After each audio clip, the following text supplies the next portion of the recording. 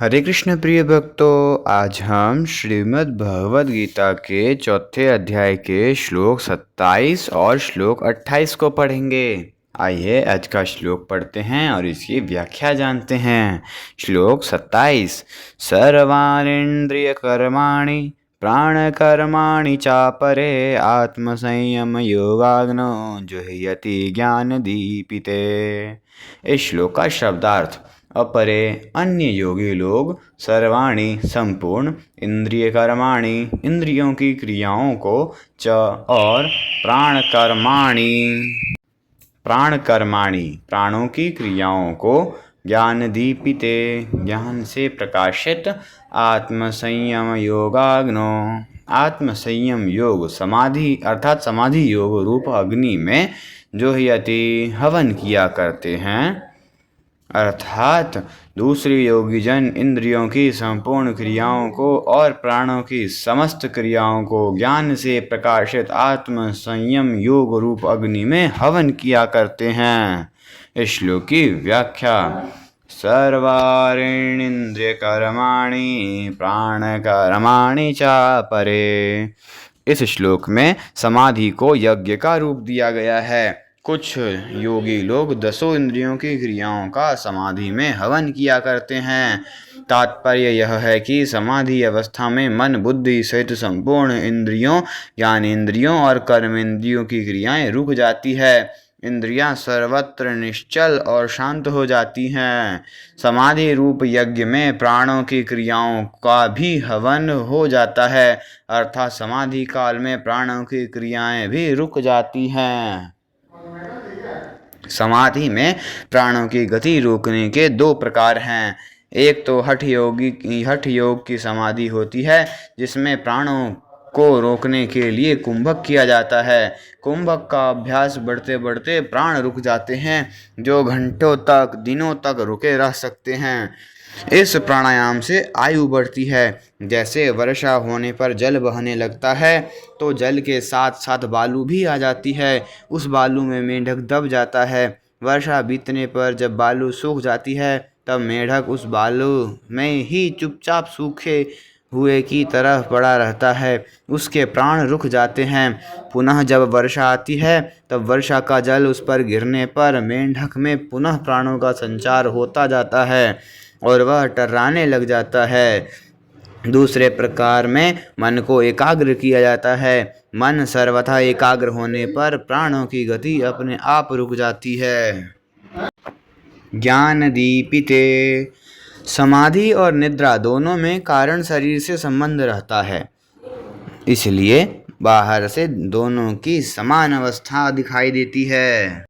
यहाँ ज्ञान दीपिते पद से समाधि और निद्रा में परस्पर भिन्नता सिद्ध की गई है। तात्पर्य यह है कि बाहर से समान दिखाई देने पर भी समाधि काल में एक सच्चिदानंद परमात्मा ही सर्वत्र परिपूर्ण है, ऐसा ज्ञान प्रकाशित रहता है और निद्रा काल में वृत्तियां अविद्या में लीन हो जाती है। समाधि काल में प्राणों की गति रुक जाती है और निद्रा काल में प्राणों की गति चलती रहती है, इसलिए निद्रा आने से समाधि नहीं लगती। आत्मसंयम योगाग्नो जुह्यति। चित्तवृत्ति निरोध रूप अर्थात समाधि रूप यज्ञ करने वाले योगी लोग इंद्रियों तथा प्राणों की क्रियाओं का समाधि योग रूप अग्नि में हवन किया करते हैं, अर्थात मन बुद्धि सहित संपूर्ण इंद्रियों और प्राणों की क्रियाओं को रोककर समाधि में स्थित हो जाते हैं। समाधि काल में संपूर्ण इंद्रिया और प्राण अपनी चंचलता खो देते हैं। एक सच्चिदानंद घन परमात्मा का ज्ञान ही जागृत रहता है। अगला श्लोक 28। द्रव्य यज्ञास्तपो यज्ञा योग यज्ञास्तथा परे स्वाध्याय ज्ञान यज्ञाश्च यतयः संशितव्रतः।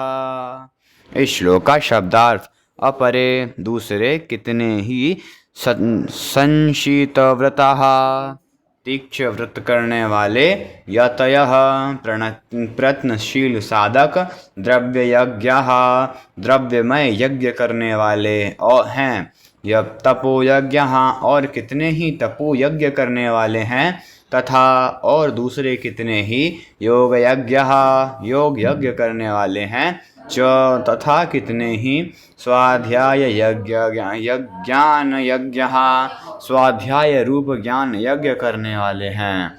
अर्थात कई पुरुष द्रव्य संबंधी यज्ञ करने वाले हैं, कितने ही तपस्या रूप यज्ञ करने वाले हैं, तथा दूसरे कितने ही योग रूप यज्ञ करने वाले हैं, कितने ही अहिंसादि तीक्ष्ण व्रतों से युक्त यत्नशील पुरुष स्वाध्याय रूप ज्ञान यज्ञ करने वाले हैं। इस श्लोक की व्याख्या यततः संचित व्रतः अहिंसा, सत्य, अस्तेय, ब्रह्मचर्य और अपरिग्रह, ये 5 यम हैं। अहिंसा, सत्यास्तेय, ब्रह्मचर्य, परिग्रह यमः, जिन्हें महाव्रत के नाम से कहा गया है। शास्त्रों में इन महाव्रतों की बहुत प्रशंसा महिमा है। इन व्रतों का सार यही है कि मनुष्य संसार से विमुख हो जाए। इन व्रतों का पालन करने वाले साधकों के लिए यहाँ संशीत व्रतः पद आया है। इसके सिवाय इस श्लोक में आए चारों यज्ञों में जो जो पालनीय व्रत अर्थात नियम है, उन पर दृढ़ रखकर उनका पालन करने वाले भी सब संशीत व्रतः हैं। अपने अपने यज्ञ के अनुष्ठान में प्रयत्नशील होने के कारण उन्हें यतयः कहा गया है। संशीत व्रतः पद के साथ यज्ञ पद नहीं दिया जाने के कारण इसे अलग यज्ञ नहीं माना गया है। द्रव्य यज्ञ मात्र संसार के हित के उद्देश्य से कुआं, तालाब, मंदिर, धर्मशाला आदि बनवाना, अभावग्रस्त लोगों को अन्न, जल, वस्त्र, औषध, पुस्तक आदि देना, दान करना इत्यादि सब द्रव्य यज्ञ हैं। द्रव्य को अपनाना और अपने लिए न मानकर निस्वार्थ भाव से उन्हीं की मानकर उनकी सेवा में लगाने से द्रव्य यज्ञ सिद्ध हो जाता है। शरीर आदि जितनी वस्तुएं हमारे पास हैं उन्हीं से यज्ञ हो सकता है। अधिक की आवश्यकता नहीं है।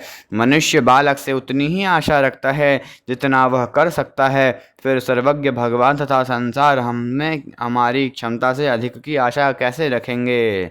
तपोयज्ञ अपने कर्तव्य के पालन में जो जो प्रतिकूलताएं, कठिनाई आए उन्हें प्रसन्नतापूर्वक सह लेना तपोयज्ञ है। लोक हितार्थ एकादशी, एकादशी आदि का व्रत रखना, मौन धारण करना आदि भी तपोयज्ञ अर्थात तपस्या रूप यज्ञ है। परंतु प्रतिकूल से प्रतिकूल परिस्थिति, वस्तु, व्यक्ति, घटना आने पर भी साधक प्रसन्नतापूर्वक अपने कर्तव्य का पालन करता रहे, अपने कर्तव्य से थोड़ा भी विचलित न हो, तो यह सबसे बड़ी तपस्या है जो शीघ्र सिद्ध होने वाली होती है।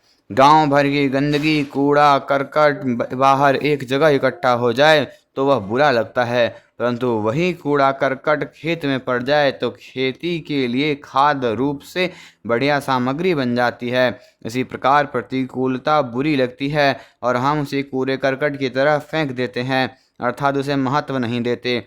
परंतु वही प्रतिकूलता अपना कर्तव्य पालन करने के लिए बढ़िया सामग्री है। इसलिए प्रतिकूल से प्रतिकूल परिस्थिति को सहर्ष सहने के समान दूसरा कोई तप नहीं है। भोगों में आसक्ति रहने से अनुकूलता अच्छी और प्रतिकूलता बुरी लगती है। इसी कारण प्रतिकूलता का महत्व समझ में नहीं आता। योग यज्ञ सथा परे, यहाँ योग नाम अंतःकरण की समता का है। समता का अर्थ है कार्य की पूर्ति और अपूर्ति में, फल की प्राप्ति और अप्राप्ति में, अनुकूल और प्रतिकूल परिस्थिति में, निंदा और स्तुति में, आदर और निरादर में सम रहना, अर्थात अंतःकरण में हलचल, राग, द्वेष, हर्ष, शोक, सुख, दुख न होना। इस तरह सम रहना ही योग यज्ञ है। स्वाध्याय ज्ञान यज्ञ केवल लोकहित के लिए गीता, रामायण, भागवत आदि का तथा वेद, उपनिषद आदि का यथाधिकार मनन विचार पूर्वक पठन पाठन करना, अपनी वृत्तियों का तथा विषय जीवन का अध्ययन करना आदि सब स्वाध्याय रूप ज्ञान यज्ञ है। गीता के अंत में भगवान ने कहा है कि जो इस गीता शास्त्र का अध्ययन करेगा उसके द्वारा मैं ज्ञान यज्ञ से पूजित होऊंगा, ऐसा मेरा मत है। तात्पर्य यह है कि गीता का स्वाध्याय ज्ञान यज्ञ है।